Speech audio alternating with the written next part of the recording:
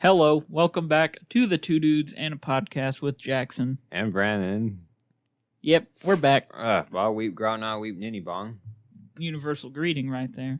Oh, yeah. So, we're back. It's been months at this point. Months. But who cares? You know, this show, we do it when we want to do it. And maybe you guys will listen when you want to listen. But just please listen. Yeah, please. I'm begging you. I'm on my knees.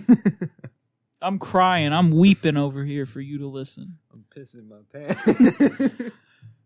Brannon's pissing and I'm weeping. There's too much water in this studio. We're going to short a circuit. Oh, boy. All right. So, we're back. Blow a gasket. And on that note, some changes to the show. So, this show, when do we do it? Whenever the hell we want. Cocky attitudes. Yeah. Basically, I'm going to aim for like once every other week, you know, maybe once a week if we're like maybe enough stuff happens. into it. Maybe enough Maybe happens. we got something to talk about. Yeah, you know, fun things. More, you know, places to listen. Main place is going to be YouTube. Every single episode, even this one is up there YouTube's right the now. Archive, basically. YouTube's the complete, you know, it's the complete The set. complete experience. The complete experience. Listen to every single episode. Maybe one day if we have other shows that we want to like produce for people or just other podcasts that maybe one of us does, it'll be up there too. Maybe someday. Maybe someday. For SoundCloud, it's going to be recent episodes, and that goes for Apple Podcasts as well, because SoundCloud only lets you upload like so much runtime, and our episodes are like usually an hour, and we've gone past that, and then you have to pay for extra stuff.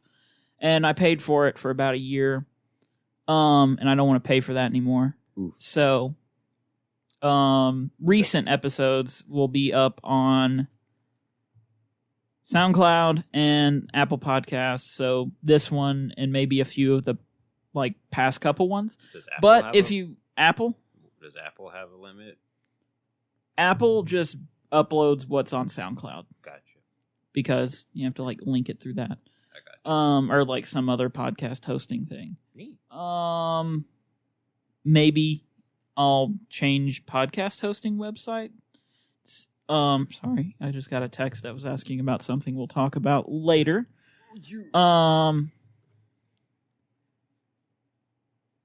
So yeah, recent episodes on Apple and SoundCloud, but the archive complete experience of the Two Dudes and a Podcast is in fact up on YouTube. This episode will be there in both places. yes, this episode will be up on all three. But if you want to go back and listen to like from the very beginning, I think they get the idea. yeah, YouTube. YouTube's the place. How do you get there? On our Instagram. Follow us on Instagram. Let me pull up our at the Two Dudes Podcast with underscores. yes, the _2_dudes_podcast. What a mouthful. But Yes. the two dudes podcast on Instagram. We have a link tree in our bio. You click on that, and you can just go to SoundCloud, Apple, or YouTube. And even on the link tree, it'll clarify what episodes are there. So that's that. Changes. All that business is done with. So pretty much all the changes. what have you been up to? What have you been doing? I know you did a whole semester of college since the last episode. For a whole semester. Yeah, that was fun. Got a bunch of Transformers while I was there. I think we'll talk about that later, though. That's a later segment. I heard you've been playing Doom Eternal. Oh, yeah, Doom Eternal. Is that fun? Oh, it's lots of fun. I hope you've been So doing much fun. much ripping and tearing. Much ripping and much tearing. You went to a theater for like the first time in a year. Oh, yeah. I think Godzilla vs. Kong. Did you enjoy that theater experience? It was a good theater experience. That's good to know. The movie was pretty good, but it had its issues. Yeah, I'll say the same. I watched it on HBO Max. It was something. Yeah. I'm glad it I revived the enjoyed MonsterVerse, though. Yeah, I don't know where they're going to go from there, but good for them. Son of Kong, I think, is supposed to be the next movie. Okay, I don't guess. know how that works because Kong doesn't have a dick. Okay. We literally got a full-on shot of him from the front, and it wasn't there. It was a lot weirder than if it had actually been there. I have no comment to that, but I went to the movies too. It's not the first time I've been to the movies in a year, because last year there's a little theater I like to support in a town over, and they had pretty good what you would call safety protocols. Gotcha. Plus, no one was going, so I felt even safer. So they were showing classic movies. Oh. So I saw like some of my favorite movies. Like I saw my favorite movie, Pulp Fiction, on the big screen. Oh, that's pretty cool. Forrest Gump, Monsters Inc. for Halloween. I saw that on Halloween. Pretty good. It's not exactly a Halloween movie, but I like it. My favorite Pixar movie. Oh, I saw Indiana Jones and the Last Crusade. Ooh, Unfortunately, I missed seeing Lord of the Rings. Man. All three of them on the big screen, but I have a projector. I can go out back and watch it on the side of my house now. That's pretty cool. Which is what I did. Did you watch the extended cuts, or? I've only seen the extended cut of Return of the King. Okay. Which that's my favorite one out of all of them. I'll go back and watch the extended cut for the other two eventually. I just haven't. I've got other stuff I want to watch first. Me too. But I went to the movies the first time this year. And I saw A Quiet Place Part 2. I had not seen A Quiet Place, the first one, until this year, actually. I remember my friends watched it when we were like all staying over one night. I fell asleep during it because I was tired. And it was quiet. And they stayed up. It was not quiet at the end of the movie. A lot of loud noises. Wow. So I only knew like a few things from that movie. So I watched that. I thought the first one, it's a solid movie. The second one, I think it's a solid movie too. A solid movie too. Yeah. I liked it. The story was interesting. I didn't know. I mean, I knew a little bit of where they were going, but I didn't know where they were going. But cool ending. I hope they can expand on the universe, because the creatures in it are attracted to sound. And they're from space, so they're aliens. I want to know how the hell they got to Earth and like why they got to Earth. Because they aren't like... They're killing machines. They're not like the most intelligent. They're kind of like xenomorphs. But they can't see. They're not as smart as xenomorphs, though. Oh, that's neat. Like, xenomorphs can retain certain information and things. Mm-hmm. I don't think these have that big of a capability. Like, these are just like... Kill mode. 24/7. Attracted to sound. You make a sound, you're dead. Kill whatever makes a sound. And they run on all fours, so they're really fast. Oh, wow. And they're huge. And they have armored skin. They cover a lot of ground. But I want to know what the heck... Like, I think it... I don't know. Because, like, I don't know why they are on Earth. Like, in the opening of the first movie, you see how they got to Earth. But...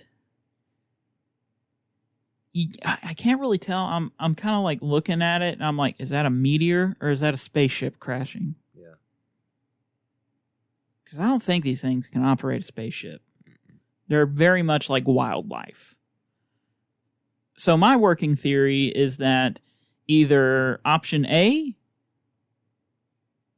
some alien race packed them up, sent them to just out in space, and they crashed on Earth just by happenstance, because the alien race finally like evolved enough to maybe herd them or something. So they just said, we're taking these things off the planet so we can live and prosper.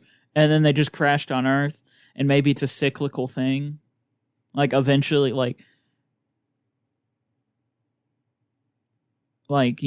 Earth will evolve enough to fight them or, herd them or something, or just get them, and then they'll throw them on a ship and shoot them off into space, and they'll crash on the next planet, and it'll happen over and over again. Option B is it was a strategic move. They sent them there to kind of, cripple Earth, and then the next, by the time humans have got to where they can fight these things, the aliens that sent them are going to be there, and the humans are going to be weakened. So that makes sense. That makes more sense. That would be a cool plan, but I think it's going to be more like option A. But I don't know. I don't know John Krasinski. He can't tell me. But I feel like John Krasinski might not even. I feel like John Krasinski just wanted to make a cool movie. Probably what it is. Which I don't mind. Honestly, I like people who just want to make cool movies. Usually what brings the horror factor of a horror monster. We don't know where it came from. It's the unknown. It came from space. Kind of like Cthulhu. It's just I'm a nerd, so I like lore. Exactly, yeah. So I thought that was a good movie. You see any good movies? Besides Godzilla vs. Kong? Have I seen any good movies? I watched Cars while I was at college. Dude, I watched Cars. Cars, funny movie.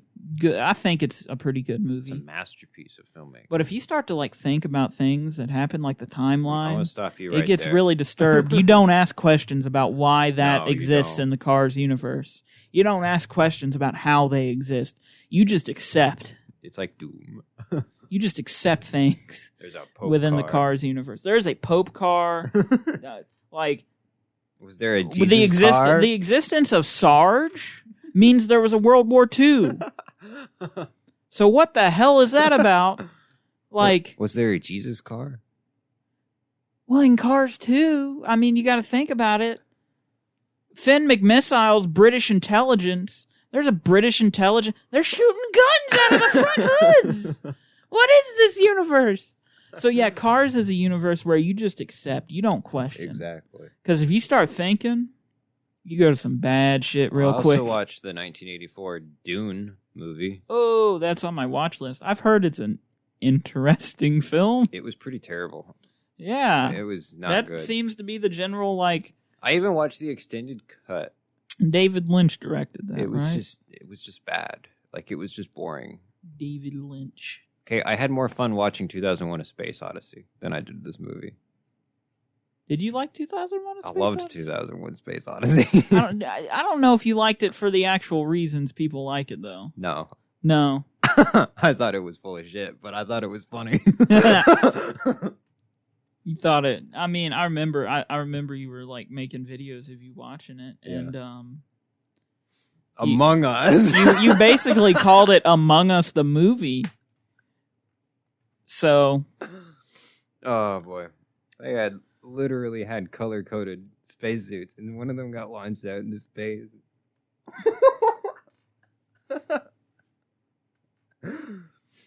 And then the monkeys lost their shit over a monolith.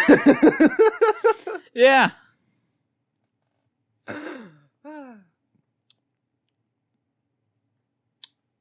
All right. But its comments on theology and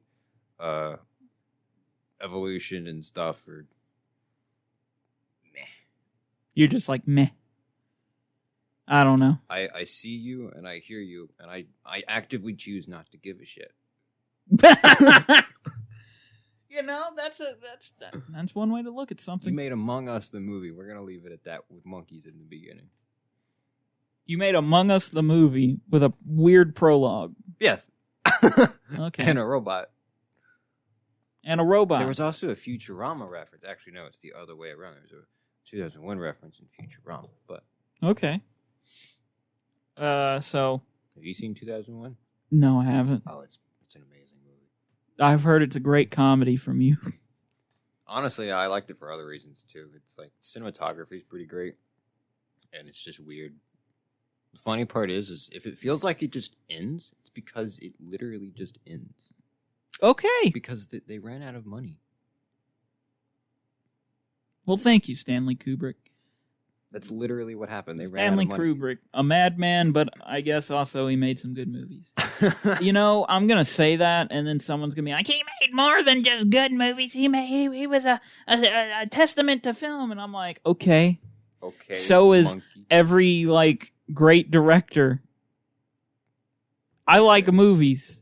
Make movies. I'm sorry. I'm not jerking off Stanley Kubrick over here. Or Zack Snyder.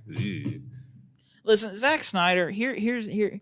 Everybody's freaking out about Zack Snyder because of Snyder Cut. It's like he made a good Justice League movie. Okay, he made a terrible Batman versus Superman movie. Still, and a bad Superman movie. He made a divisive Superman movie. It was a bad Superman movie. I think it's a good Superman movie if you go certain directions afterwards. Batman v Superman ruined. Well, no. The ending of Man of Steel. It's a bad Superman movie from beginning to end. No, it's not. Yes, it is. Why does he slam the trees through the dude's truck? That's not a very Superman thing to do. Because that man was a dick. No, that's a bad reason. Why would Clark Kent do that? That's the opposite of what Clark Kent stands for. Just because he's a dick to Clark Kent doesn't mean Clark Kent's going to be a dick. He wasn't just a dick to Clark Kent. He was a dick to everyone around him. Break his stuff.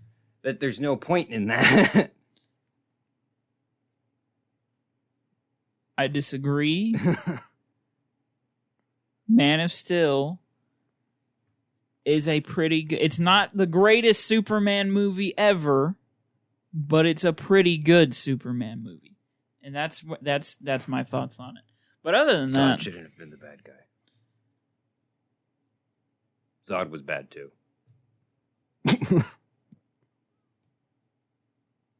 I don't know. Bad guys need to be angry. Krypton was pretty terrible too. Like it was just Cybertron. I don't know what you're talking about with that Krypton being Cybertron. I mean, well, one, it should be a colder planet with more ice on it. If it has a red suns actually burn colder than our sun. We're not looking for scientific facts here, Brandon. Well, We're looking. Look, they did it better in the 70s, okay? They did do it better in the 70s. I'm just saying, we're not. This is a Zack Snyder Superman movie, That's Brandon. the problem. This is. We're not looking for scientific facts. We're looking for good cinematography, an epic Hans Zimmer soundtrack, and badass shit blowing up. We're not looking for anything else here. Well,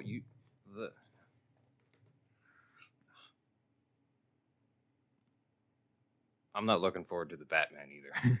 You're not looking forward to the Batman? No, not anymore. Why? Well, why did he beat the dude mercilessly into the ground?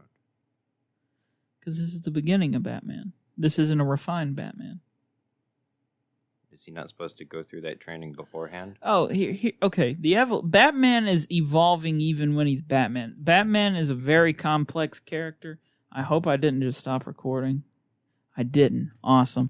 I clicked the mouse accidentally. Got really scared. Here's the thing about Batman. Batman starts out, and he goes and he gets his training to beat the shit out of criminals to scare them. Because when Batman first starts off, he wants to, use fear to stop criminals. That way, no 8-year-old kid has to watch his parents die. He starts off with fear, and then as time goes on, because at first he's he goes and gets that training, he's really determined, and he's letting his anger drive him and stuff, and then he comes back, and he's an angry young dude, beating up people at night, and Alfred's just kind of like, dude, you're crazy. Mm-hmm.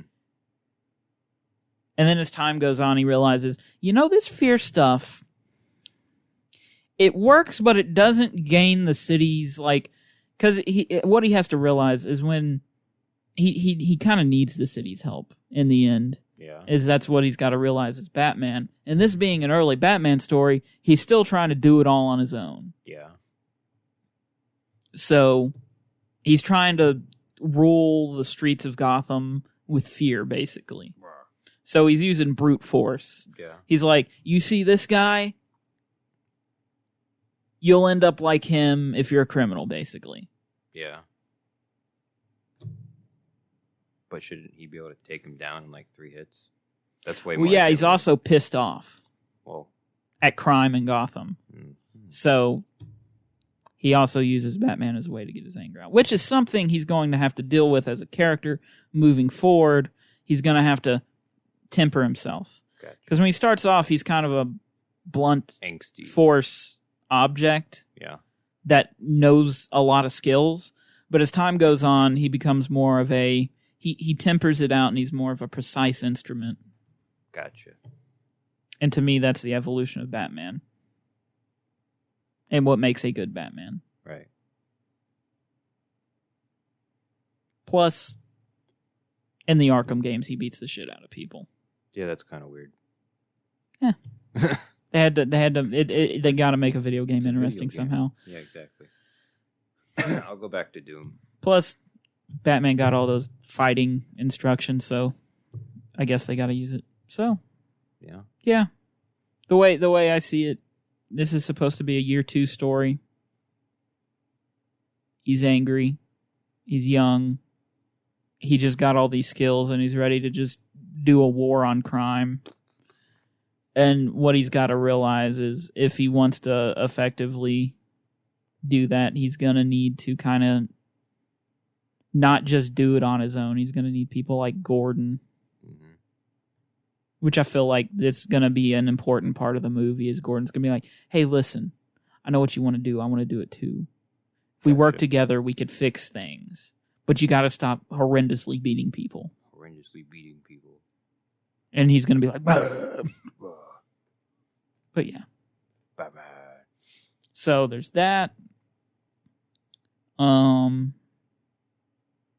Oh yeah, Zack Snyder. Yeah. He directed a pretty good animated film once. Which one was that? Rise of the Guardians, the Owls of Ga'Hoole. Oh, that was the Owls? Pretty good. That's neat. Not like the best thing ever, but pretty good. All right, you want to move on? Sure. We're done talking about all that. Batman I'm going to name Superman. this episode Brannon Yells About Superman. Yeah, I'm a little passionate about Superman. I understand it. I'm passionate about certain characters, too. Jonathan Kent sucked in that movie. Yeah, he wasn't up to snuff. Jor-El was pretty good. I'm going to be real. I thought it was a good Jor-El. Because it was actually like a decent Jor-El, wherein most times, I don't know, for some reason, most modern adaptations of Superman, Jor-El's like, fuck the humans.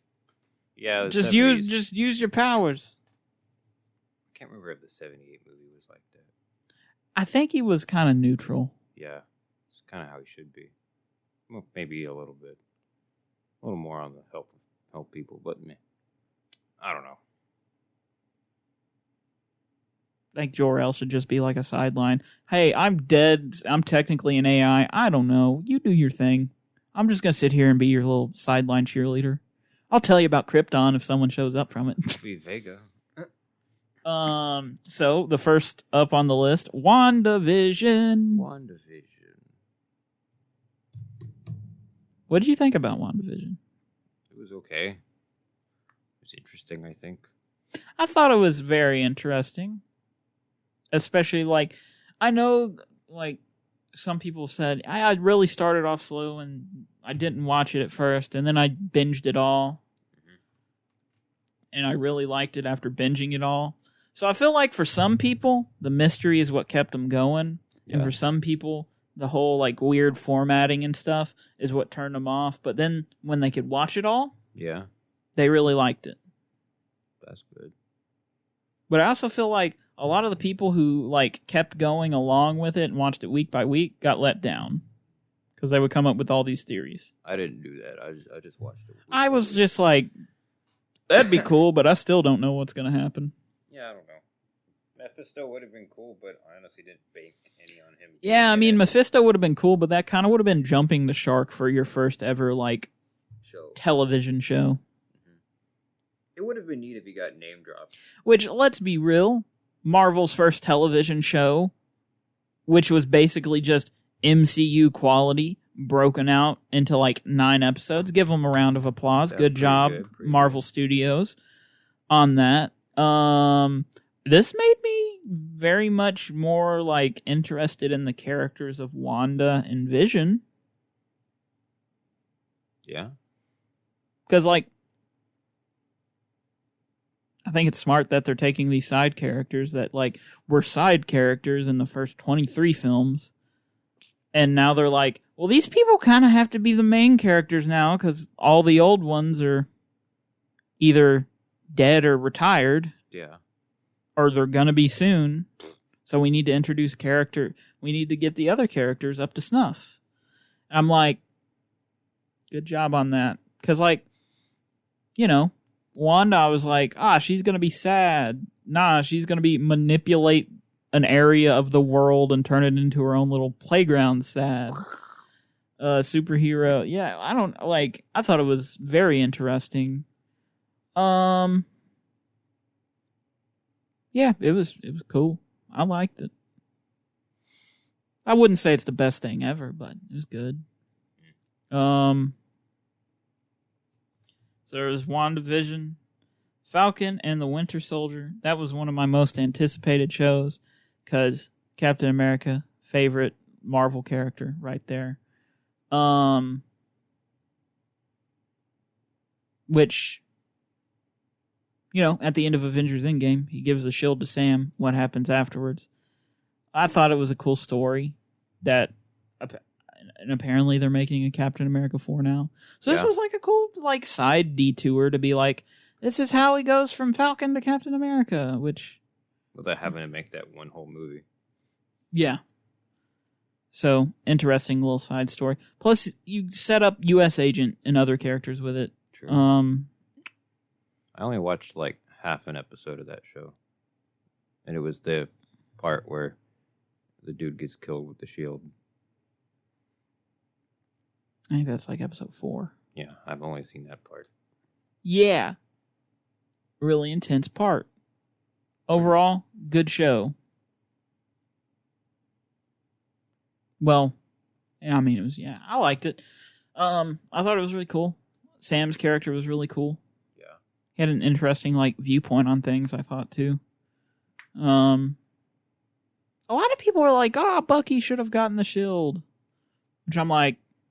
It makes sense why Sam got it, or what little I think did see. I think it makes more sense within the context of the Marvel Cinematic Universe. I think it makes more sense that Sam has gotten the shield than Bucky. Because in this series, it demonstrates that Sam has his shit together while Bucky kind of is still working through the Winter Soldier stuff. Yeah. And the number one reason that people were like, Bucky should have gotten the shield, it's like, oh, in the comics it happened that way. Well, this isn't comics. In the comics, Steve Rogers helped Bucky work past the Winter Soldier stuff, and by the time Bucky Barnes got the shield, he had already, like, kind of... The Winter Soldier stuff was... It was behind him. He was doing his own thing at that point. He had kind of, like... He wasn't, like, in the clear with the government yet, but he had redeemed himself in his own eyes. And he got the shield, and he was Captain America. But in this, like, Marvel Cinematic Universe, Bucky's still working through that. And at the end of the show, it shows him that he's starting to go down the path of he's leaving behind the Winter Soldier. Yeah. So I guess he's going to be like White Wolf now or whatever. Which, cool code name. Or just Bucky. Maybe. Either or. Dude with a metal arm and a cool suit. Yeah. That knows how to use weapons. That's my code name for him. Use guns. He's good at fighting. That's what he's good at. And he's going to support Falcon. Well, Captain America now. Because Falcon becomes Captain America. And one thing that I loved that exhibited throughout itself throughout the show is Sam Wilson, even though he didn't want to be Captain America, he already had the qualities to be Captain America. Yeah. So, all it took was him. Come on, dude. Number one, if you don't do it, someone else who isn't as good as you is going to do it. And enter John Walker, who is a good soldier. Yeah. But he's got issues like Bucky. Yeah. that he's quick tempered. I don't think I'm pretty sure his service record is he screwed up from it. He's got PTSD. Yeah.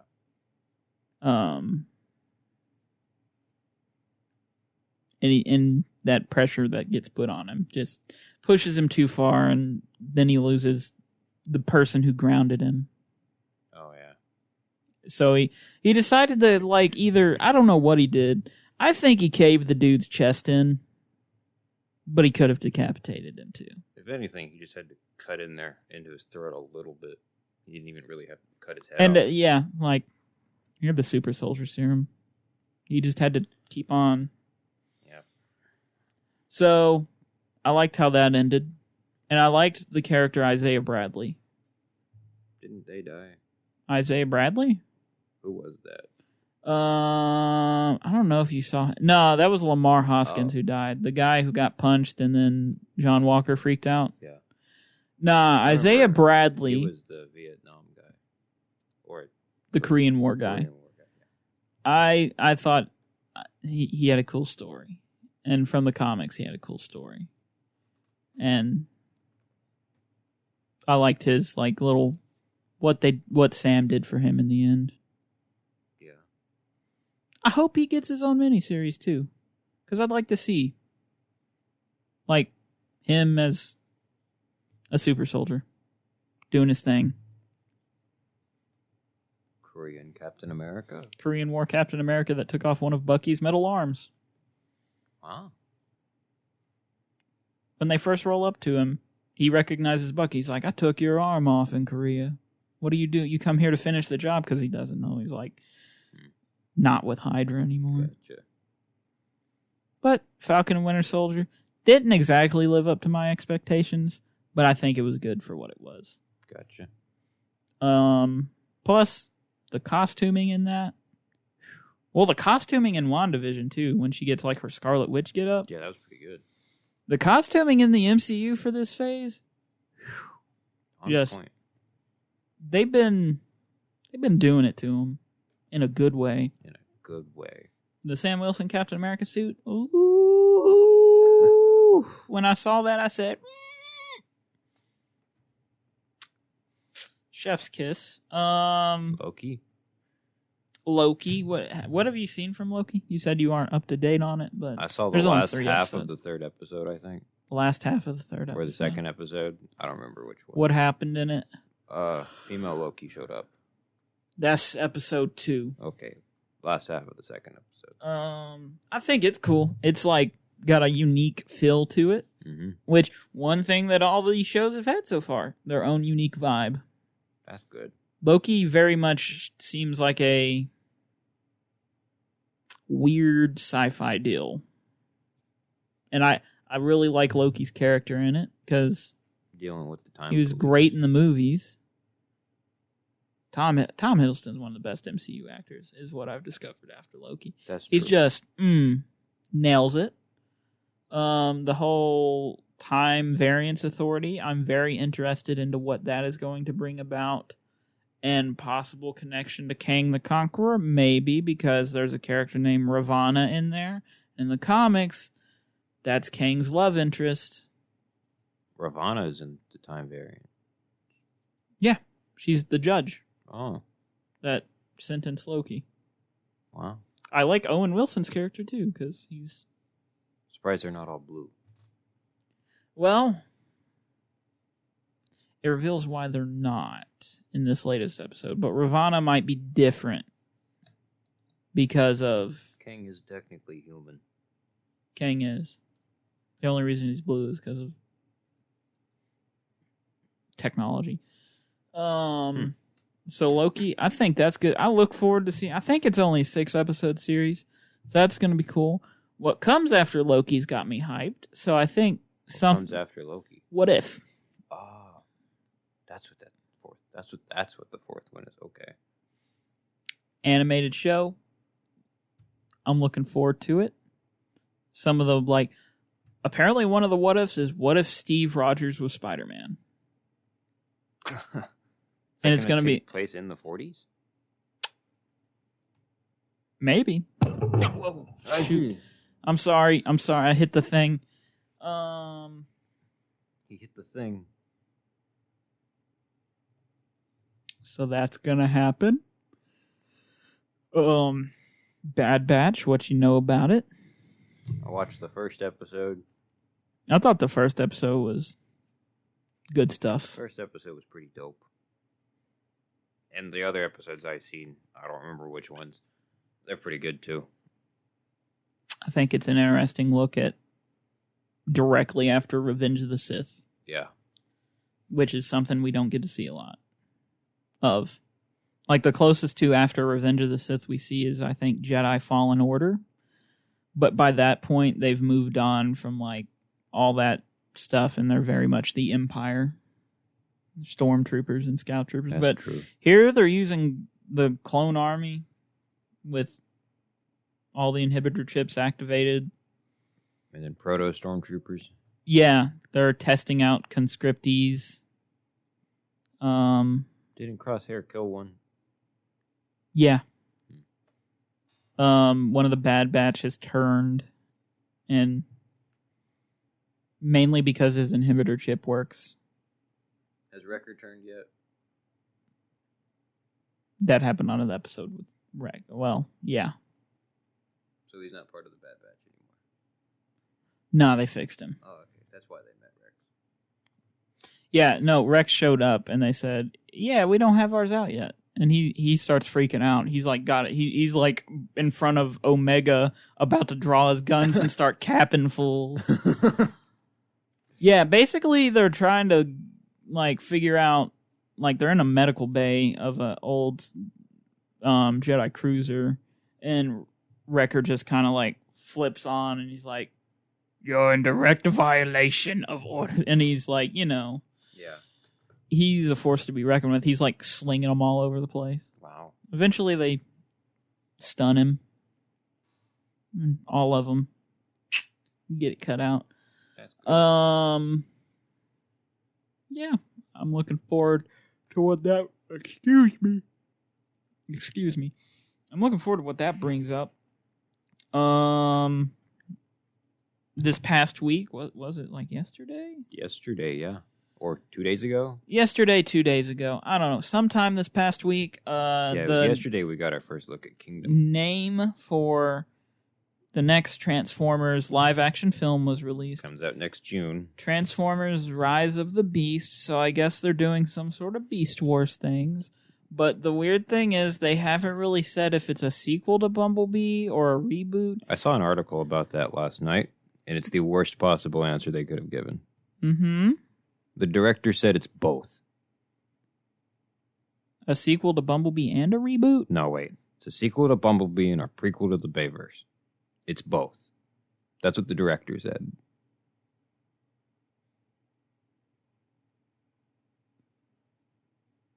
We'll see how that I read the turns out. article, and basically what he said is that it takes place 10 years after Bumblebee. And yeah. I think basically it'll tie more into Bumblebee. Yeah. Event-wise.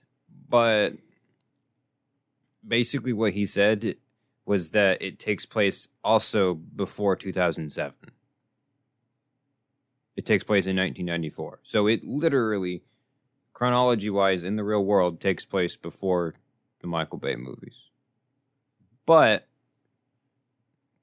stupid wording, Paramount won't commit to the idea of a reboot. So they want him to say it takes place.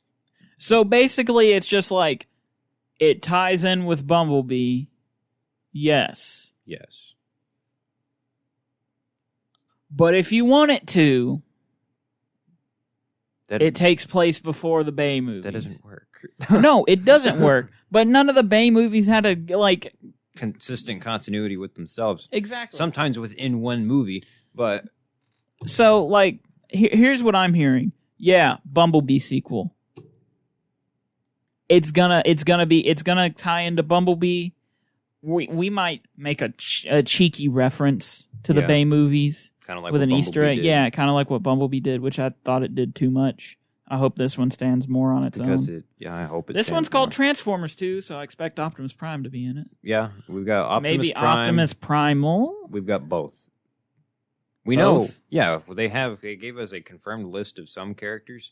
We've got Optimus Prime, Bumblebee, and RC, and Mirage. Those are the Autobots we know confirmed to be in the movie. Okay. And then, do you think there's going to be a time travel thing going on? I don't know, but the Maximals, we've got Optimus Primal, which is not Optimus Prime, Air Razor, and Rhinox. Those are the three we know will be in there. Optimus Primal isn't Optimus Prime? No. Never was. Well, actually, I take that back. At one point, he was, but then he wasn't. I don't know. But then we've got a brand new... That sounds like some Keck shit to me. We got a brand new faction coming into this movie. It's not a new term, but it's the Terrorcons led by a guy named Scourge. Which, in the 2001 anime, was a black Optimus Prime. Well, we're going to see how this movie turns out next year. And then we've got another Terrorcon, Nightbird, which was a artificially human-made robot from the original cartoon that was a cyber ninja. I'm going to stick to my comment. We're going to see how this turns out next, June? Gotcha. Yeah, next June. What day? 22nd or something? 24th. June 24th, 2022. We're going to see how this shit turns out. Want me to give you the Optimus Primal story? Please explain that to me. Okay, And well, TLDR it, Okay. please. 1996, Kenner makes the original Optimus Primal toy. Yeah. It's like this big. Yeah, gotcha. Yeah, and its toy bio says, "Move over, King Kong. Optimus Primal is the big monkey on the block, basically." Mm-hmm. And it says that Optimus Prime has reformatted his body into a gargantuan gorilla. Keck. So the toy bio says Optimus Prime is Optimus Primal. Mm-hmm. But in the cartoon that aired the same year, what happens is you've got the Predacons and the Maximals are in the future on Cybertron. There's this piece of technology called a transwarp drive that allows them to shoot through time. Gotcha. Kind of like a hyperspace drive. Yeah.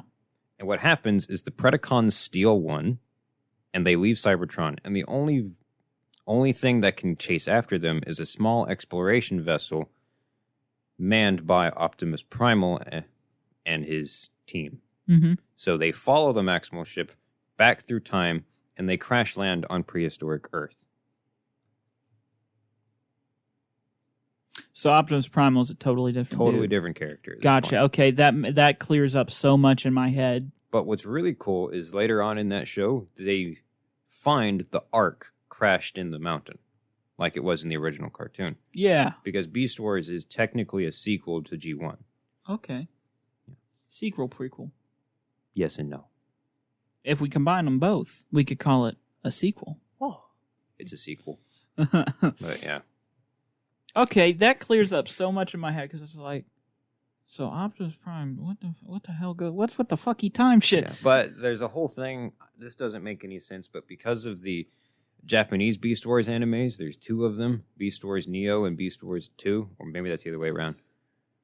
Optimus Prime has three descendants: Optimus Primal, Leo Convoy, and Big Convoy. They all have Optimus-shaped heads.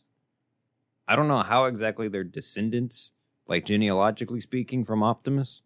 Because even in the... I don't think descendants and relatives even work within Transformers, unless they're like created as a pair or something. Yeah, that's the thing. But in the Japanese cartoons, they are like direct descendants of Optimus Prime, even though that makes no sense. Sometimes you just gotta shake your head and say, okay. Yeah. They're pretty cool characters, though. Like, Big Convoy turns into a woolly mammoth, and he's fucking huge. Leo Convoy turns into a lion, and he's freaking cool. All right. And then Optimus Primal is a gorilla. What do you think Rise of the Beast is going to do with it, though? Rise of the Beast, there's something in there about how the Maximals and Predacons are going to be prehistoric Transformers. So they might have some time travel stuff involved like the original cartoon, but I'm not really sure. My biggest concern is, are they doing too much too fast? Like, we've got Autobots, Decepticons, Maximals, Predacons, and Terrorcons all in the second movie. That's kind of a lot. I feel like all the bad guys are just going to get grouped into one group, though. And It's going to be like, they technically have, like, different titles than Decepticon, but they are the Decepticons of this movie. My other worry is same with the the good animal things are called Maximals. Mm-hmm. They're going to be grouped in with the Autobots. Yeah, that's probably what'll happen. But they're going to be some timey-wimey stuff. Mm-hmm. They also said that Optimus Prime will be the main hero of the movie. So he's kind of the main character. And the whole idea is looking at how and why exactly he has an emotional tie to planet Earth. That could go either really good or really bad. Yeah, exactly. Like if here's the thing though. They just announced the title. Mm-hmm. There's no trailer. There's no real synopsis yet. Besides there's little sprinkles of a synopsis. Basically, it's kind of like there's plot details. There's plot details. Mm-hmm. There we go. So you aren't really going to know for a year. No. My other concern, I have one more. Because it comes out in a year. So. Yeah. I have one more concern is that they're going to spend more time on the Autobots story on Earth, and Cybertron and their backstories is going to end up not as important. Does that make sense? I guess, yeah. Yeah. Because, they're fighting this war, but we're not going to get a really good reason as to why they're fighting the war. Unless if we're piecing it together from previous continuities that have no relation to this continuity, which results in a very unstable continuity. Which results in pure confusion. Exactly. So we'll see when the movie comes out. That's all I gotta guess. Maybe it'll have an opening prologue that's this is why the war is being fought. Oh. It was the all. Or maybe they're gonna reveal it throughout the movie. Maybe. Optimus is gonna meet Megatron. He's gonna be like, "You did this." That's an interesting thing. We actually don't technically know what Decepticons and Predacons are in the movie. They didn't give us any of those. Transformers movie without Megatron as the main villain? What? Where have I seen that before? Every movie except for the first one. But what if Megatron isn't involved at all? That could be really good or really bad. I think it'd be a cool, refreshing take on things. Yeah, it would, but you can't keep him out of the picture forever. No, you don't you're not you're not he's gone forever. At the end of this movie, you tease him, it's big dude's coming. Megatron. I love that name. Mega bitch. Okay. In the 80s movie, he wasn't the big bad guy. Yeah, it was Unicron. Yeah. Wow. The only one he was really the big bad guy was the 2007 one. Yeah, because they were what's the original cartoon? Optimus versus Megatron. On the Hoover Dam. Wait a minute. No, they didn't fight on the Hoover Dam. In the original cartoon. Oh, they did in the Hoover Dam? It was either Hoover Dam or Normandy Dam. I think that's the thing. Maybe it was the Hoover Dam. I'd say it's the Hoover Dam, because the Normandy Dam is in Tennessee, and the old Transformers show tended to take place in the desert. But they technically crashed in Washington. The west side of the country. Well, that was the comics. The comics, it says they crashed in Mount St. Helens. The cartoon never really specifies. It always looked like they were going across the desert. Yeah. In the opening of the show. So, before we started recording, there was a trailer released for Shang-Chi. Shang-Chi. It's the first trailer And the I've Legend seen of the Ten Rings. This is the only trailer he's seen. I saw the one before that, but there's a detail in the end, and it's a big creature that looks like Abomination. Whoa. And a dragon. There's going to be a dragon in it, because fuck yeah, dragons. But it won't be named Fin Fang Foom. Nah, they can't do that yet. Yeah. Fin Fang Foom's a boss fight. Boss fight. He's a big bad. He's going to be the big bad guy of the movie? What, of Shang-Chi? Yeah. No. Okay. The big bad's the real Mandarin. Okay. Shang-Chi's dad. Whoa. That's kind of cool. So, I'm looking forward to it, I think... Looks better than Snake Eyes. Oh, yeah, you want to talk about Snake Eyes? Snake Eyes. So, Snake Eyes doing some fucked shit with his origin. Yeah, he wasn't originally Asian. I don't care. Here's the thing. I don't care if you make him Asian. I'm kind of against all sorts of race swapping, so... There's certain things I just don't care about. Like...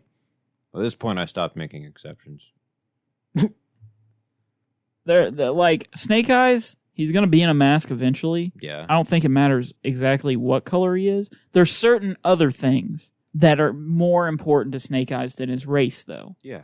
Like, Asian, like, make him Asian, by all means. But he's got to be a soldier. Mm-hmm. He's got to be a commando. Yeah. He's got to get injured. Then he can't talk. And his family dies in a car accident with Cobra Commander's brother. Sure. See, there's certain things that I'm like, this is the important bits of a person's origin in an adaptation. They might hit all of that, but... I don't know if they are, because it seems like he's just kind of going to be a dude who gets put in a bad place, and then Storm Shadow helps him out. Yeah. And then he's like, hey, you want to be a ninja with me? And then Storm Shadow eventually joins Cobra, and Snake Eyes is going to be like, you're betraying the ninja clan. He's like, I was raised in it. You weren't. And Snake Eyes is going to be like, yeah, at least I'm loyal. And then sword fight. Sword fight.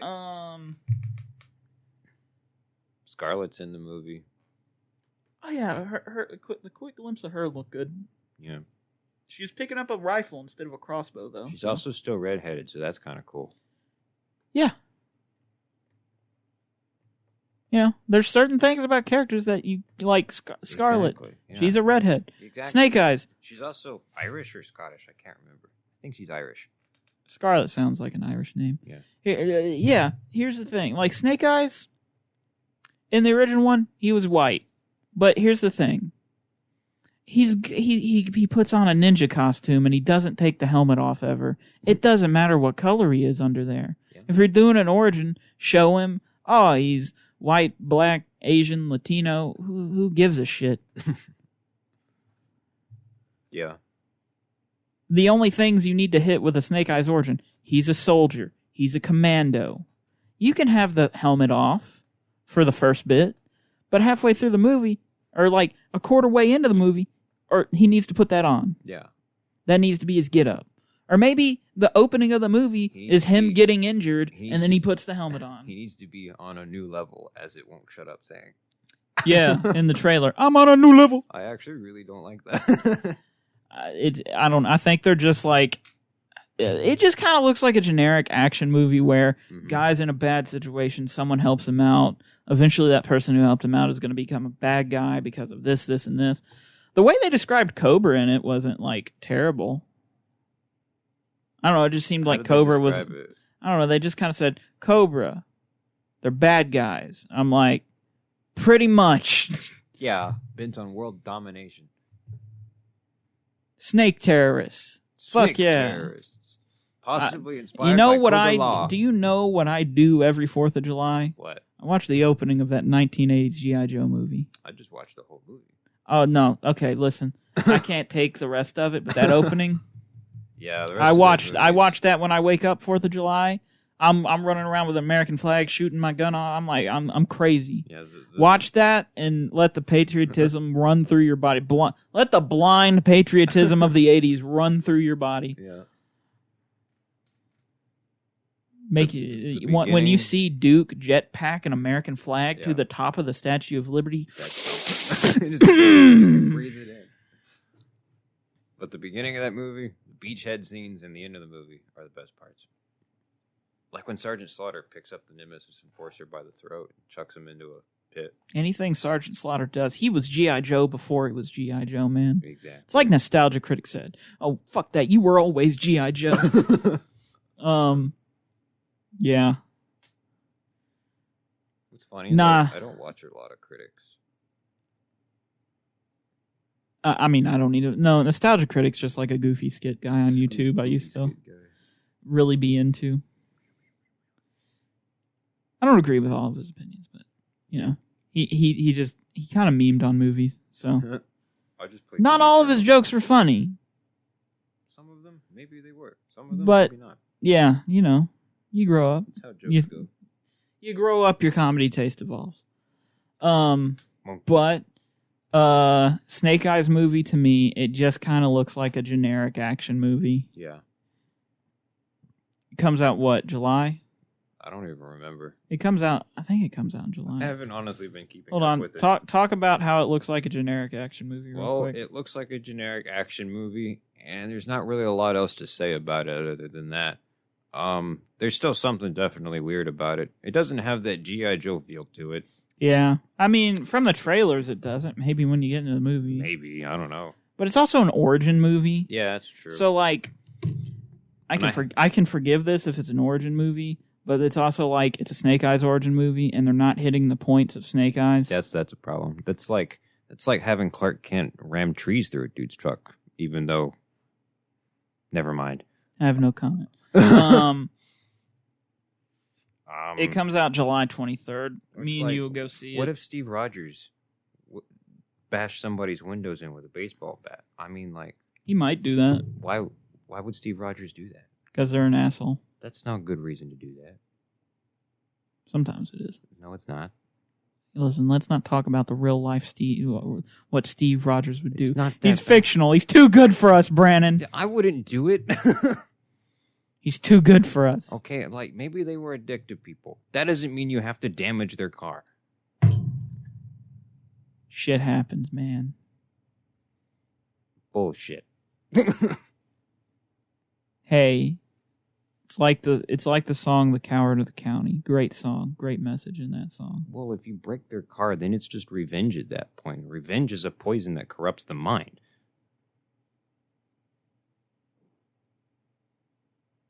We're getting too philosophical on this podcast. Steve Rogers and Clark Kent, Orion Pax, they're not like that. They're better than us. That's why we look up to them, Brannon. Exactly. They're aspirational characters. I still like Man of Steel, but that's because I perceive the ending very differently than most people. Everybody's like, the people who like love it and are like, this is such a perfect interpretation of Superman. I'm like, no, this is the beginning of Superman. This is Superman becoming the man. This is Superman going through a hell of a crucible to become the man of tomorrow, the man of hope, the man who doesn't let anybody down. Well, you see, he was supposed to do that growing up. Yeah. His father failed and that's him. A valid point. That's a valid point. Like, that's kind of the thing aspirational characters have over everybody else, is they've done most of their they had a lot of character development in their upbringing. Exactly. Except, I mean, like, they all do it differently, like Captain America. Mm-hmm. He had good morals, but his crucible was like World War II and all that. Oh, yeah. That's besides the point. Snake Eyes, July 23rd. Me and Brannon will be there, and we'll give you the lowdown. Yeah. On if it's shit My brother or just mediocre. Too. Yeah, let Solomon in on it. So, yeah, we'll give you the lowdown. We'll give you a rating of shit, mediocre, or oh my god, G.I. Joe's back. Probably not that one. Speaking of G.I. Joe, I'm done collecting the classified series because it's nothing but a letdown. My brother's really into it. He has Gung Ho and Lady J now. Does he have Roadblock? Yes. Shit, I need to get rid of a Roadblock. Did you not send him to that guy in California? I never contacted him, no. Oh. I feel bad. Well, you could probably still do it.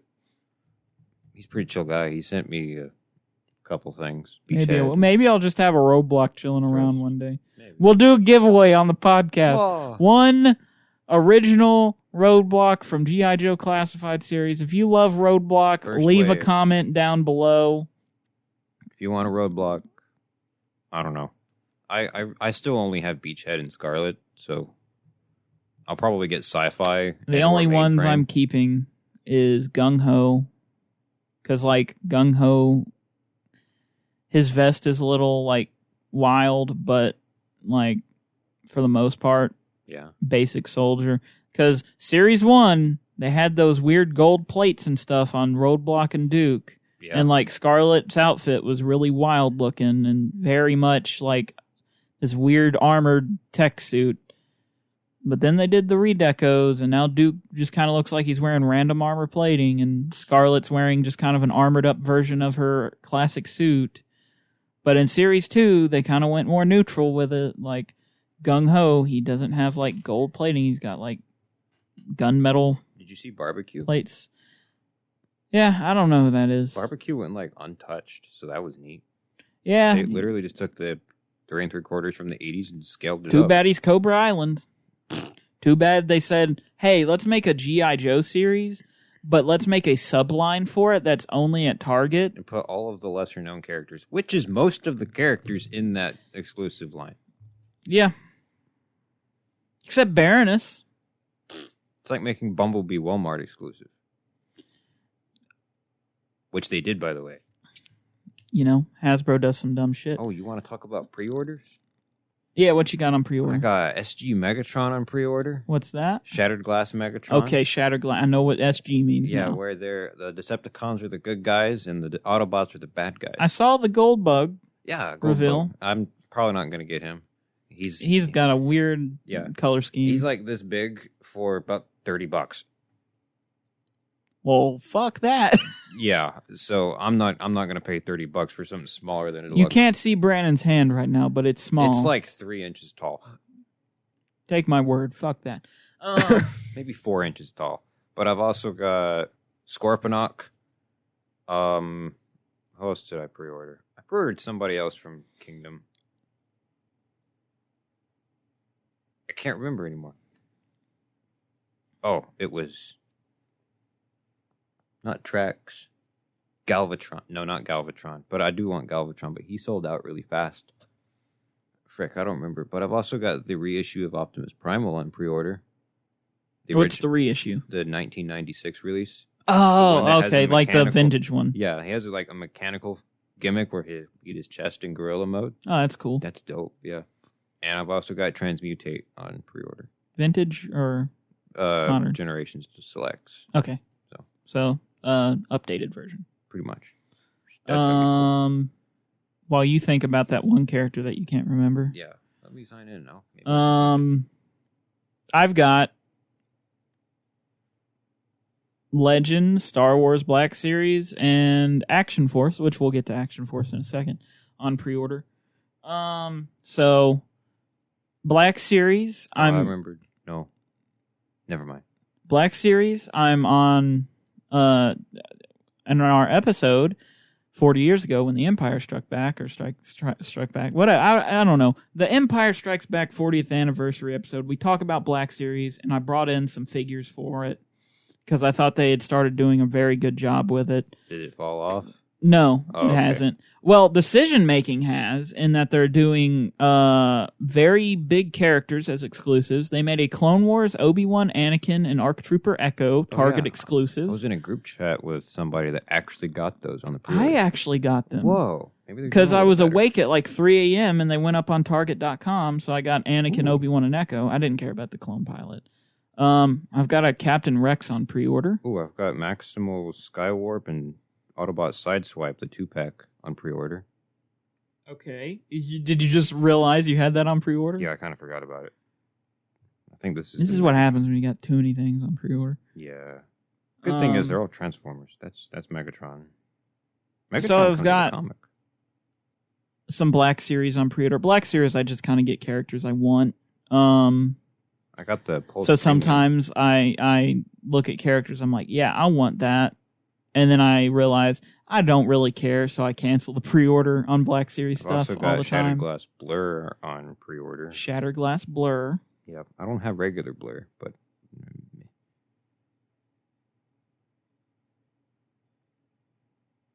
You're just scrolling through a list. I know what you're thinking right now. You're like, Jesus Christ, I have so many. Actually... Oh, maybe a little bit. But you have like $401 in Action Force. Hey, Action Force is a little more expensive I also have because the, it's a new toy line, but it's also got a lot more I've stuff also got going the on. Blast Effect pack up for pre-order. Yeah. I wish I'd gotten the weapon pack they did for Earthrise, but I was an idiot.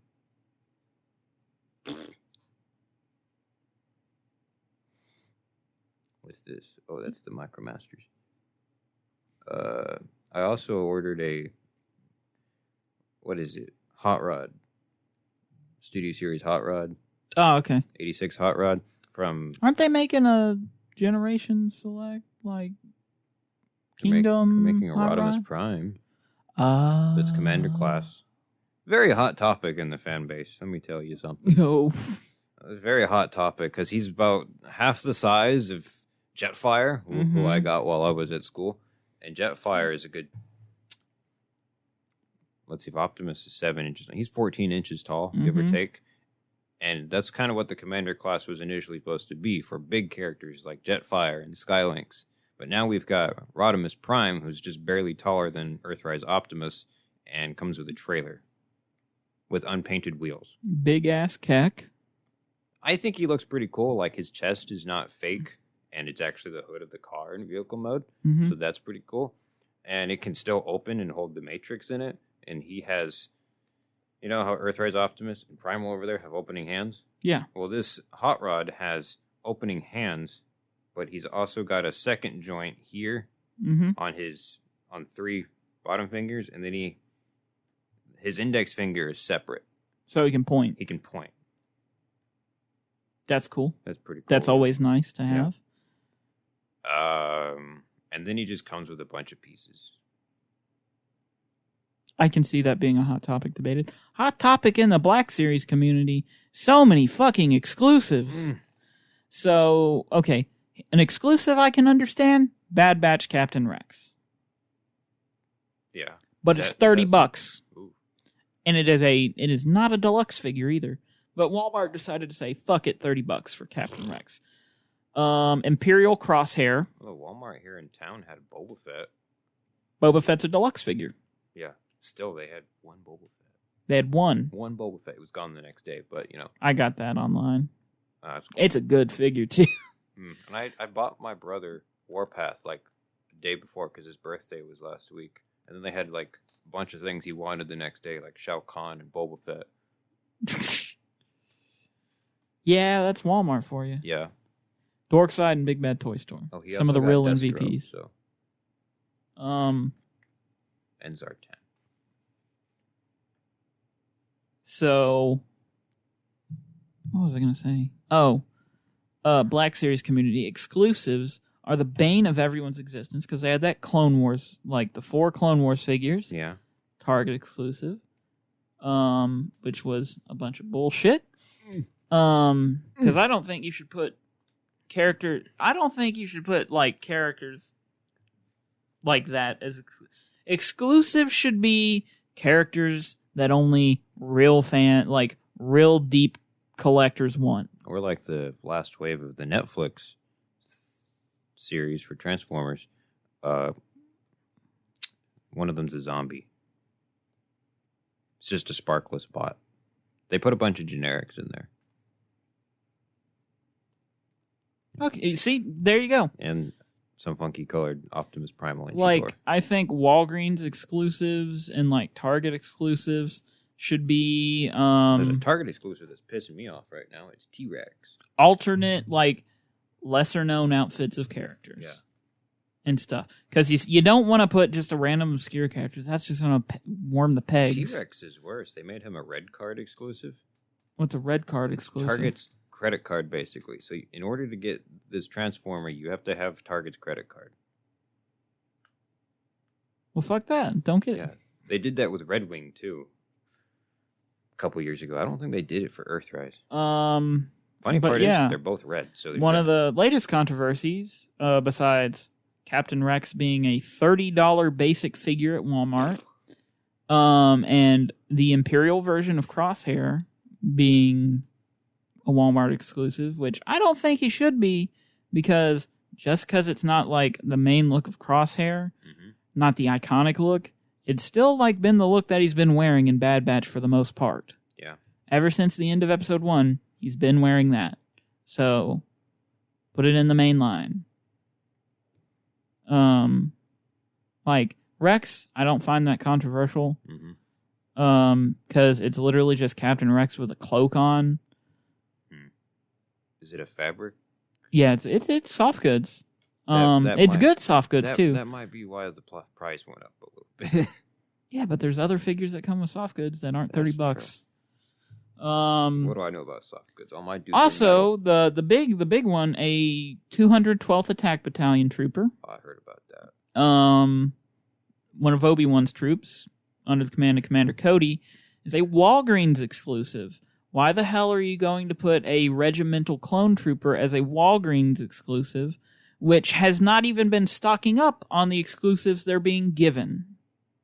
Marvel Legends has not... The last two Walgreens Marvel Legends exclusives have not shown up in the U.S.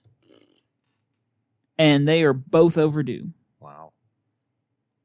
So... Kind of like Hasbro's either going to have to tell Walgreens to buck up, or they're going to have to tell Walgreens, I'm sorry, but we can't do business with you anymore. You're not a good business partner. I really got lucky when I found Ratchet. Yeah, basically, the thing with Walgreens exclusives... Why did they make Ratchet Walgreens exclusive? Sometimes they do that, and it's weird. Like... Why Ratchet? Why a 212th trooper? That is a well-known clone trooper. Well, at least I think if you're like, well-known. Plus, it's Clone Wars. Why are you making Clone Wars figure? Like, the thing about Clone Wars, that is a fucking license to print money. Yeah. And either the Star Wars team is just too fucking oblivious to realize that, or they know it is, and they just think it's a good idea to do that. I don't know. So that's going to be a pain in the ass. I'm going to be lucky if I get one. I want to get two, because like I like to get two of the regimental troopers if it's a big thing. Like, I have two of the Ahsoka troopers. I only got one of the Kamino troopers because, like, he doesn't show up that much.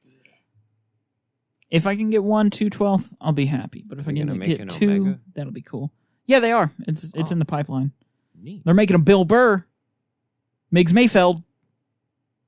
Oh. They're making him from Mando. They're also still making Cara Dune stuff, which is funny. Yeah, well, Hasbro isn't. They aren't? No, they stopped. Lego is. Oh. That's funny. Based Lego. I mean, Lego made a pretty good point about it. People were like, why are you doing this? It's like, it's the character from the show. It's not the actress. Yeah. Get over it. Get over it. She was in the scene. You think we're not going to put her in the set? The people, the kids who play with these don't understand.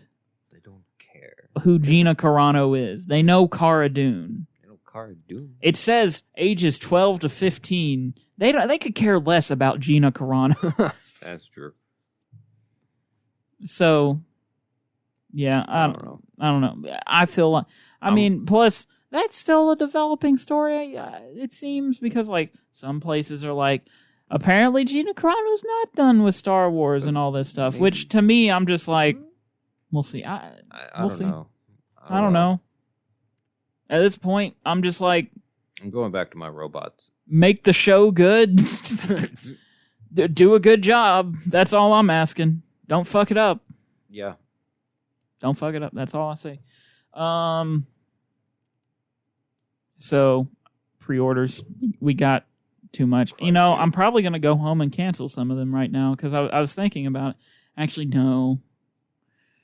I'll have to look over I might it. cancel the Blast Effect pack because there's not a lot tying me to it. Yeah.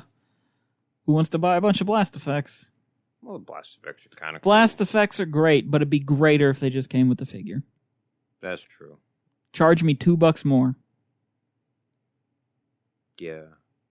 Maybe. I don't Charge know. me $1 more. They came with Jetfire. They come with Jetfire. Jetfire's a $70 figure. He was an $80 figure. $80 figure Jetfire was, and he came with Blast Effects. Yeah. What, did you add on $10 more for Blast Effects? I don't know. Probably. But I mentioned this thing called Action Force. Oh, yeah.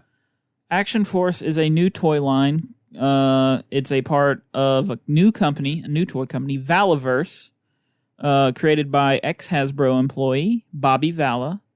So this guy knows how to make good toys. And he said multiple times, if a toy company's going to copy someone, copy Hasbro because they're the gold standard. Gotcha. Especially for like action figures and stuff. They basically invented action figures. Yes, basically. He said Hasbro is like, they're doing a lot of good stuff. It's just on... Their distribution sucks. Hasbro needs to fix some stuff. And he admits that. He's like, I work there. I know what their problems are. That's good. And he said, I'm going to try to do better than them. So, that's how. And so far, he has been. That's how it works. He talks to the fans. Whenever he gets like test samples in, Mm-hmm. he does a live stream and shows it off. He does a video. That's He puts photos up on the Instagram. He talks about it. And the figures right now are about 85% done. Wow. And they're looking great. Hasbro's PR could improve. Hasbro's PR needs to improve tremendously because they keep saying fans first, but then they make everything a goddamn exclusive. That's why. And then they basically just say, well, that's too bad for you. That's why I'm a public relations major. Hell yeah. If we just sit here and complain about it, it won't change. Yeah, no, you're right. Can't expect them to do all the work. Yeah, exactly. Sometimes you got to get out there and do it yourself. Exactly. I'm going to sit here and just call them out. Yeah. That's what I do. I'll get my Transformer story made. Do it. Please. We're bringing in the Magnus Corps so they can make repaint after repaint of Ultra Magnets. You might need to go into toy design, too. Maybe. Get a couple degrees. Go in there, start running shit. Can you get a degree of toy design? Yeah, there's 2 colleges in the United States that offer that. Mm-hmm. One of them is like in the northeast, and one of them is on the west coast. You'd have to move a ways, but... Well, Hasbro's in Rhode Island, yeah. Yeah. So, Rhode Island. Rhode Island. But, Bobby Vala, he talks to the fans. He tells them what's going on. Action Force, the story behind Action Force is back when that old G.I. Joe cartoon came out in the 80s, they had to make it in Europe. Action Force goes back actually further than when G.I. Joe came out. The 80s run or the original? Like the original run. Okay. There was this stuff called Action Man. Oh, yeah, Action Man. And then there was Action Force. Yeah. And then when the cartoon came out in the 80s, G.I. Joe. It was G.I. Joe before that. Yeah, it was G.I. Joe before that. G.I. Joe with Action Man, and then there was Action Force. Yeah. G.I. Joe for a while. So. Real American Hero was the 80s. Yes. Yeah. Then there was Real American Hero in the 80s, G.I. Joe, the cartoon, the one that sent it into the pop culture zeitgeist. Yep. In Europe, it was called Action Force, International Heroes. Ported. A certain character, Sergeant Slaughter, from G.I. Joe was called Sergeant Slammer. But for the most part, it was just all repurposed G.I. Joe stuff. Yeah. So that was that, and that happened. Bobby Vala created the Action Force line because Hasbro had let Action Force and its copyright run out. He managed to score the name of an actual G.I. Joe member named Steel Brigade, which is a character, a part of his first wave, Steel Brigade. How did he end up with Sergeant Slaughter? Or have you not gotten to that yet? Oh, Sergeant Slaughter is a wrestler. Yeah, I knew that part. And he, has his likeness and stuff. Basically, he had just ended his contract with the WWE again.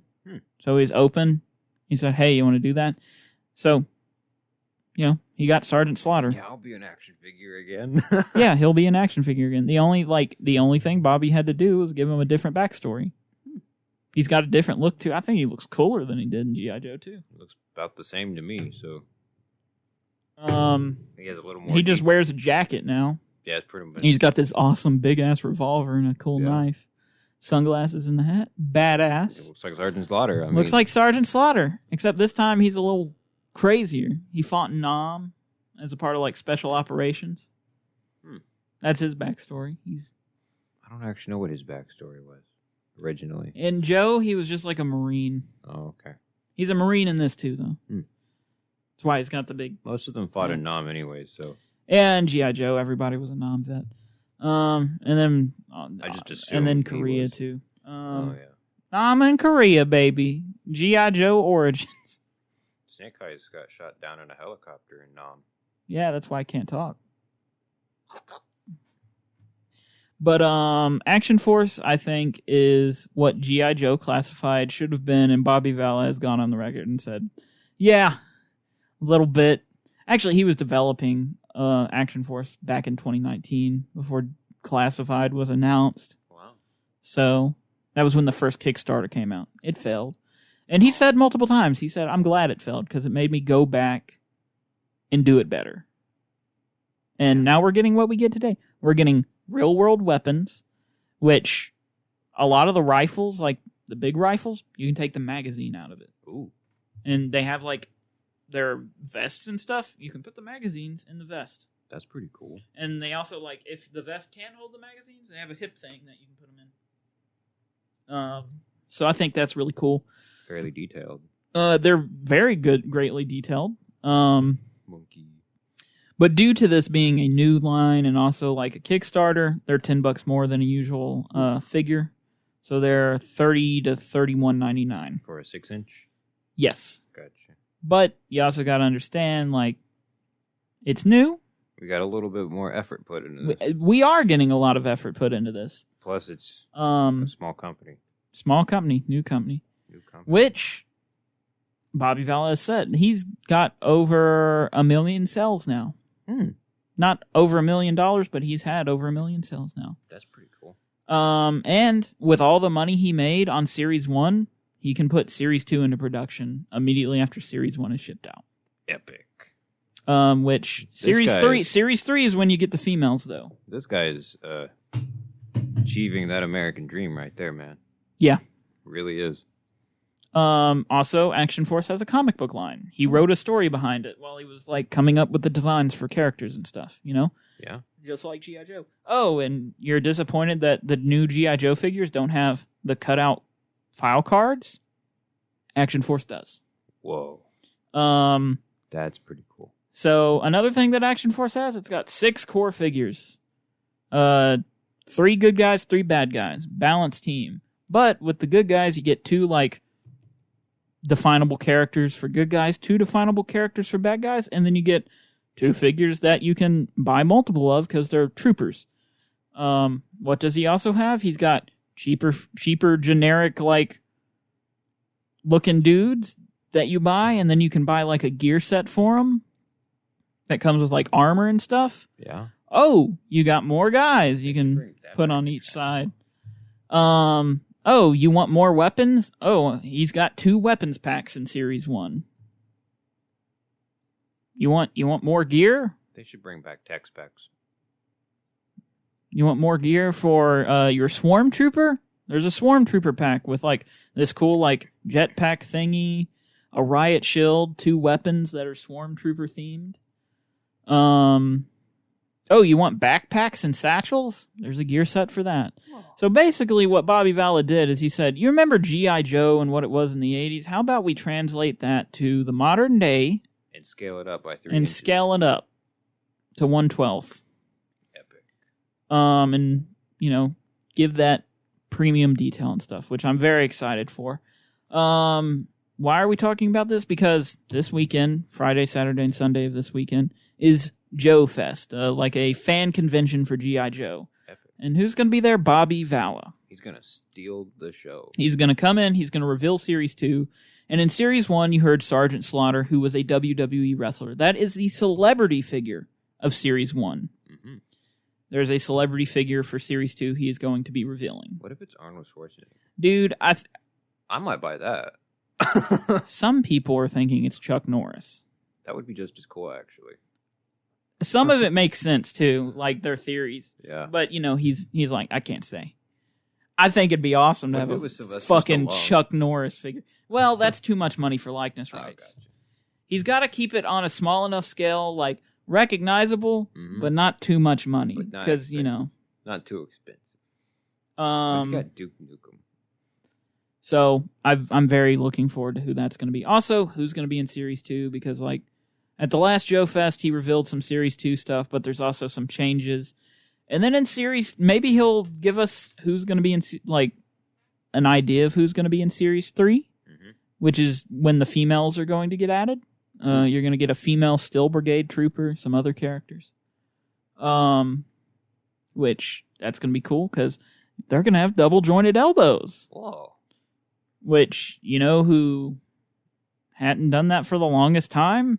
Hasbro. I find it. They're now starting to add that, but it's all figures that are down the line.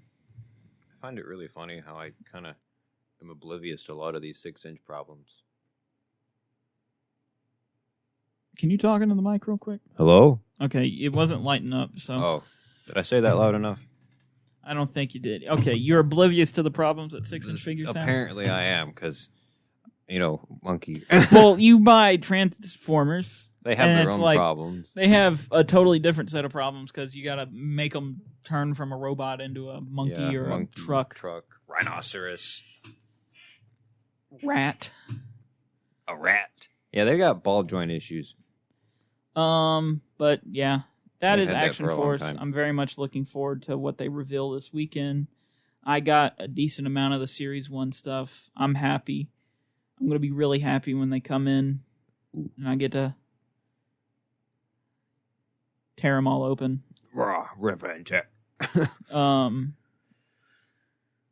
So very excited about that. And then the last thing I have on my list, video games, because there were video games reveals recently. Oh yeah, revealed recently. I totally didn't keep up with any of that. The only two I wrote down were the only two that caught my eye. Battlefield 2042. Oh. Because I like Battlefield, and the last two Battlefield games have not exactly been like Battlefield 1. I think everybody kind of enjoys that, but I'm like, I don't know, it's okay. Battlefield 5? Yeah, Battlefield 5. I was just I think it's okay. Okay. What was the other game? Those were the only two that have been released. Oh, there's a game called Battlefield Hardline. What about the one revealed? Oh, Battlefield 2042. Well, you said there were two games. That caught your eye. The other one was Halo Infinite. Oh, Halo Infinite. Halo is a really good game series. They've Who had a few. know I what think Doom they've had a is? few missteps. Not Doom. Halo. Who doesn't know what Halo is? There's someone who will look at Master Chief and be like, "Oh, is that the Doom guy? That's the Halo man." Oh, Master Chief, you mind telling me what you're doing in that Snuggie? Master Chief, mind telling me what you're doing in the nurse's office? I threw up. Sir, going blanky mode. Master Chief, do you mind telling me what you're doing with that bomb? I don't know. Okay, but when are we getting a new Duke Nukem game? I don't think the last one did too well. Yeah. So I was joking. I don't want a new Duke Nukem game. I'm just asking. When the hell is Bethesda gonna fucking work on Elder Scrolls 6? They've been milking Skyrim forever. Technically, there's supposed to be more master levels added to Doom Eternal, but there's still only 2. It's been 10 years since Skyrim released. I did not realize that. 2011, that fucking masterpiece of a game came out. It's been Bethesda 10 years. has not stopped jerking it off. That's Bethesda for you. They even tried to kill Doom Eternal. They tried to kill it? Kind of unintentionally. About, what was it?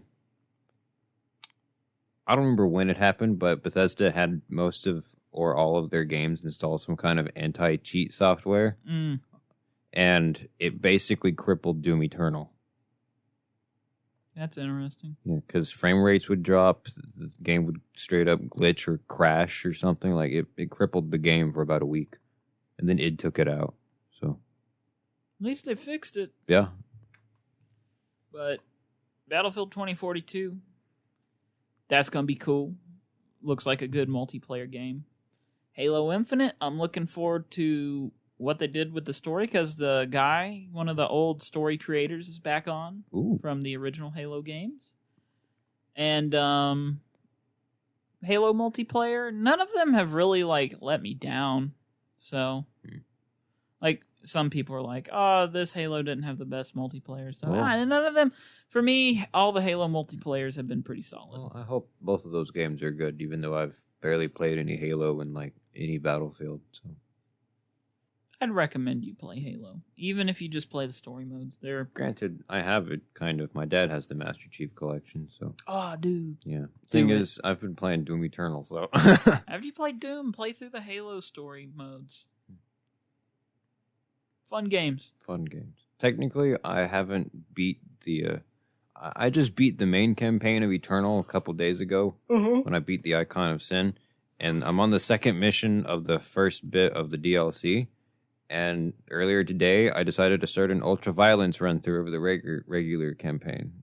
Heck yeah, kill everything in sight. Destroy it all. Yeah, but I haven't beat the DLC yet. Beat the DLC. But the campaign is so much fun. I got all the cheat codes, so now I can play the original Doom game and Doom 2 in Doom Eternal.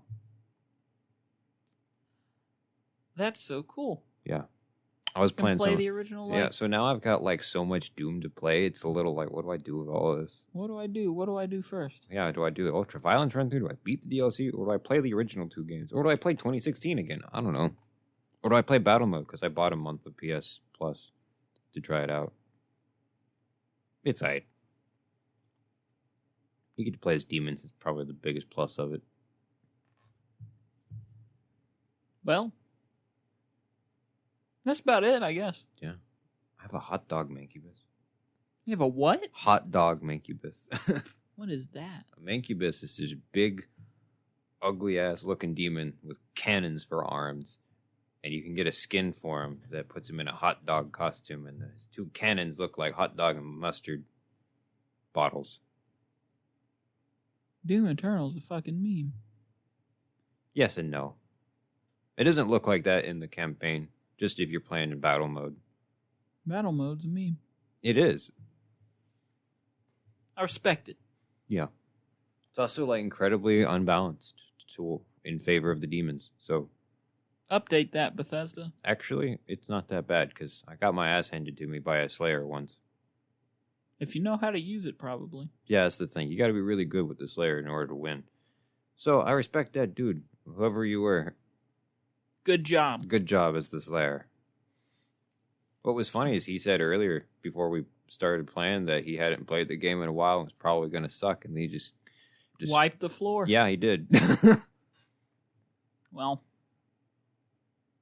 we ran through the list of topics. How long did that take us? An hour, 32 minutes. Wow, that's a long episode. We talked, yeah. You think we should cut it down some? Like maybe just do 30 to 45-minute episodes? Because listening to these things is kind of a commitment. Yeah. Maybe we should think about that. I always aimed for like hour-long episodes. Gotcha. 60 minutes is a good thing. Because like, you can listen, like, you don't have to listen to it in one sitting. You can always go back to it. True. Especially if you're driving a lot. You can listen to it over a couple drives. Okay. Well, enough of breaking the fourth wall. All right. Well, yeah. Just a reminder, YouTube has all the episodes. SoundCloud and Apple recent episodes. And click on that link tree on our Instagram. Oh, and if you don't follow us on Instagram, follow us on Instagram, please. Do it. This has been Jackson. And me, which is Brannon. Yeah, and that's Brannon. Yes. So yeah, I guess we're out. See you later. Do we still do the closing? Do you remember what that was? I don't remember what it was. No matter what time you're listening, good morning, good afternoon, good night, and goodbye for now. And rip and tear until it is done.